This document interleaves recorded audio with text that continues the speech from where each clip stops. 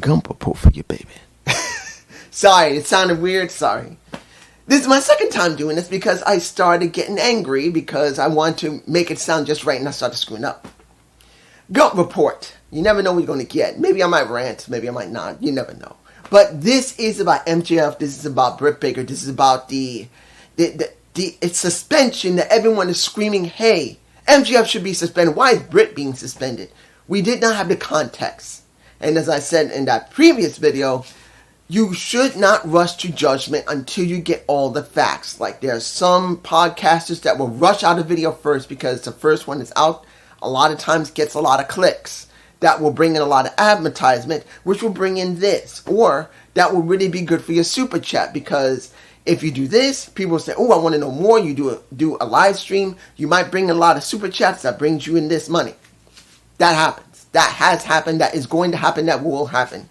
I can't do any type of live streams. I'm not making any money off of this, so I'd rather wait and see. So, what did we get? Well, let's make this under the context. The committee that was set up, I want to make this clear to you guys because not many people are going to understand or want to listen. There was a committee set up quite a while ago after the scrum by Tony Khan. A committee that Bryan Danielson himself was on. That fired CM Punk in the first place because of the problems they had. That is the committee that dealt with this. This committee had investigated everyone there. They looked at the footage that was recorded. Yes, there was video footage recorded of the situation that when MJF hit the wall. They knew what was going on, and that is the reason why this decision was made.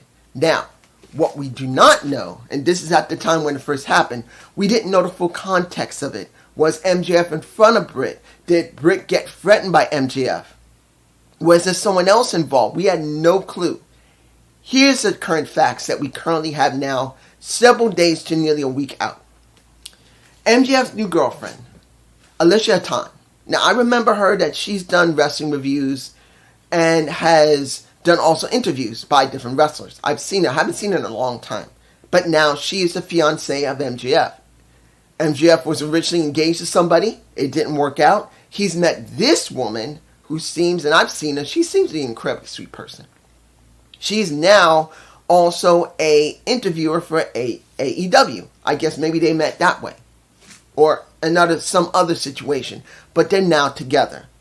Here's the context. If you remember the 1 hour match that we had with MJF and Will Ospreay, this is where it got stemmed from. You see, as I've said for many, many years, the women's division sucks because whoever was writing it did not understand they need to make these women feel important. When you see Soji wrestlers, I believe those are Japanese wrestlers, I always forget how to pronounce the name of the style of wrestler it is. They never get any real character development. They never really get any real storylines. The majority they get is just wrestling. And the only time when you see a real story is with a European or American or Canadian wrestler. Or Spanish wrestlers as well. A lot of times they don't even give them Spanish wrestlers a storyline. Unless they're a really prominent professional wrestler, female or male, that is Spanish, they never give them any prominent storylines or character development. So, a lot of times these women don't get much. And in this situation, and this is where we get the context, Britt Baker was pissed off that the 1 hour match that MJF and Will Ospreay did took away from the women, and she decided to bury MJF, saying that he's a piece of shit. I can't stand this match. I'm just paraphrasing. This isn't real words. I don't know what she said, but she was bad-mouthing him. And Alicia overheard this in the women's locker room. She did. So she texted her fiancé, MJF, what had happened.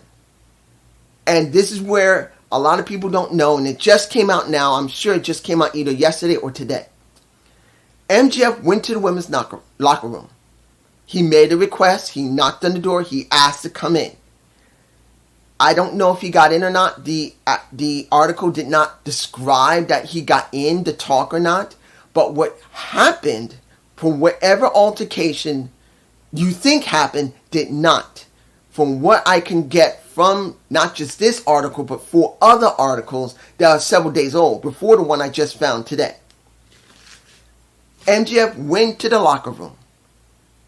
The reports originally said he got into the locker room. He did not. He did not get into the locker room. He knocked on the door to try and probably talk to Britt, because this is what the others don't talk about. The article that I just saw, MJF was defending his woman, not about what was said about him and Will in their match, being a 1 hour match. No. It was about Alicia being badmouthed by Britt Baker, calling her nothing but a fucking bitch. That is what pissed him off. Because he went to the locker room to see if he can get things straightened out. It didn't work.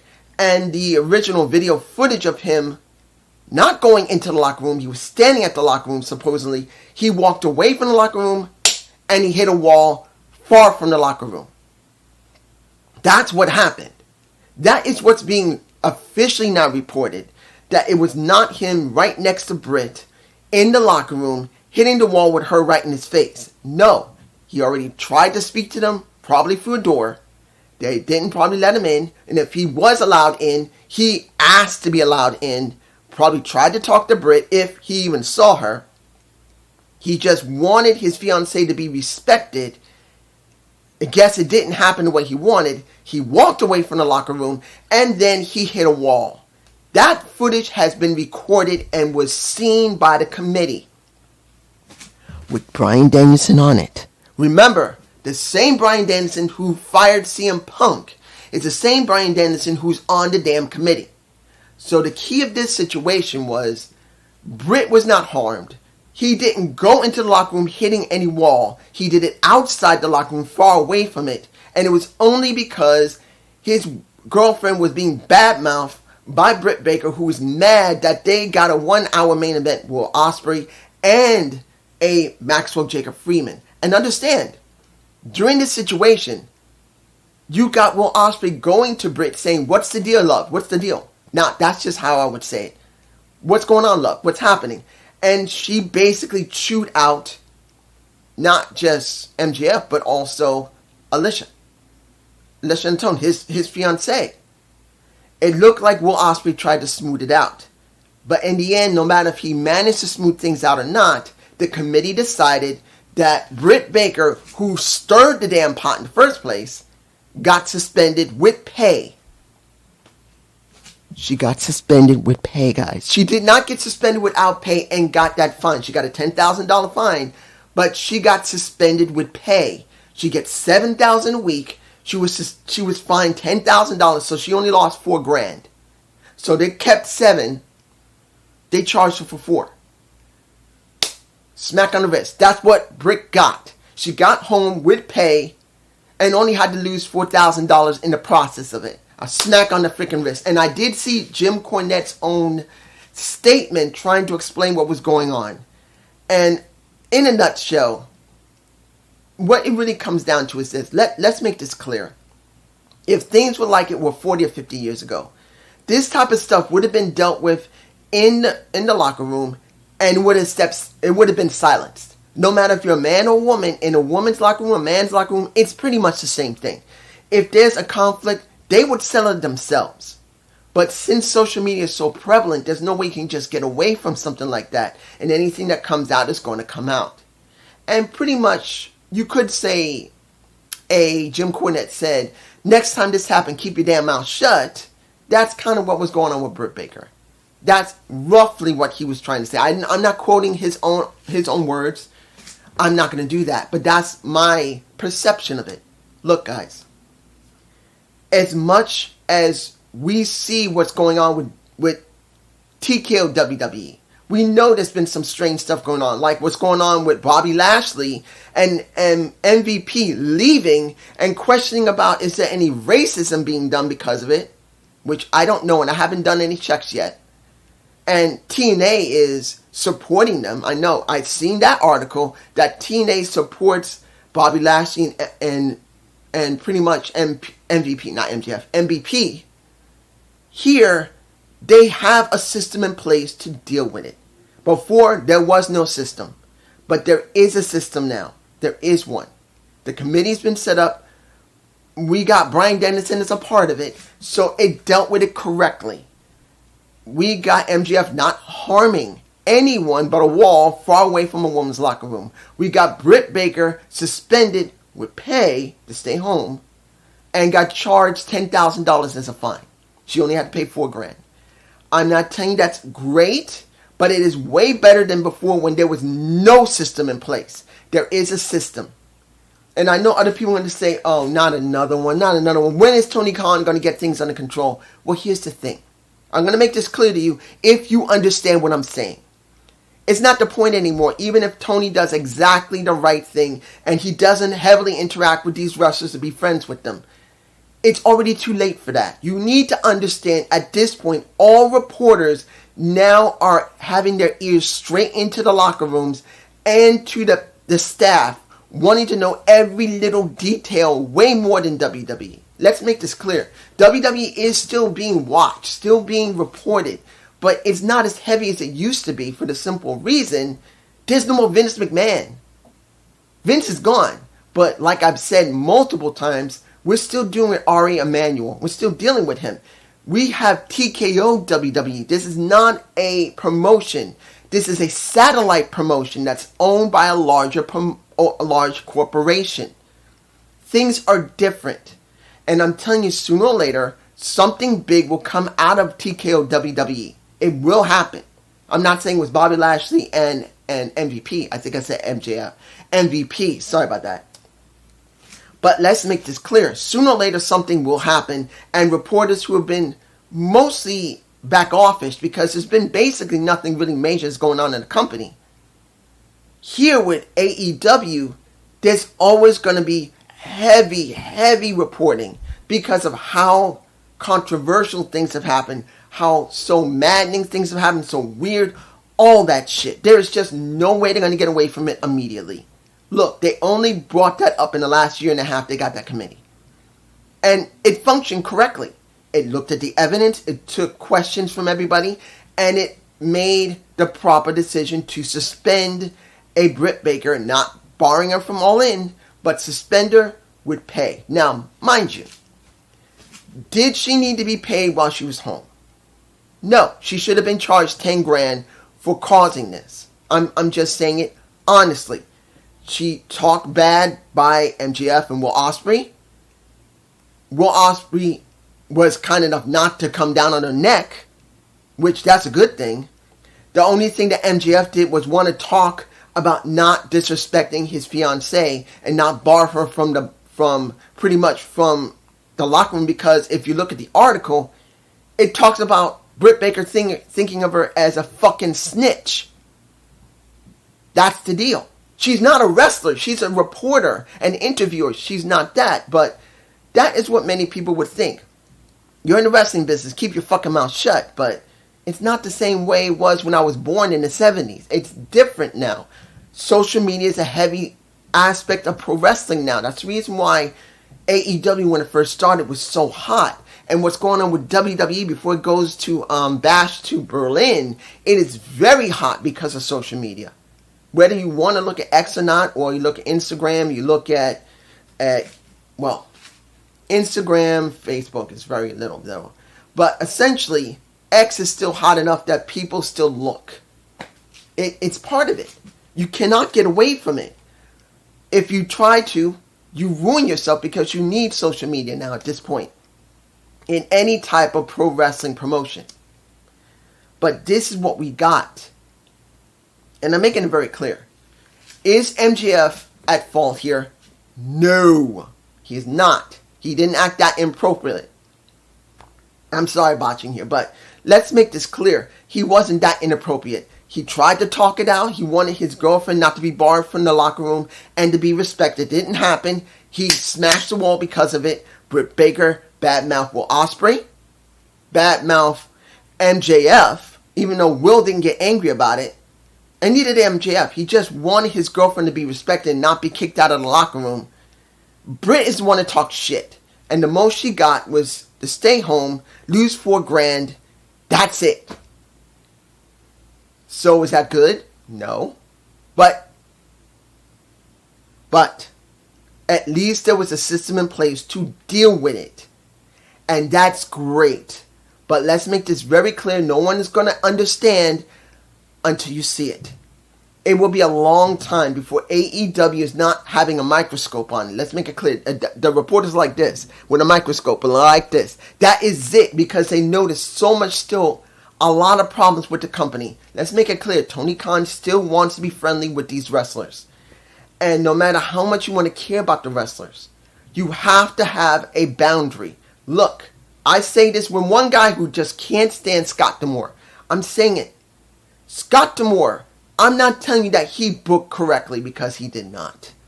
I'm not telling you that he was the best thing for Impact Wrestling or TNA. He was not.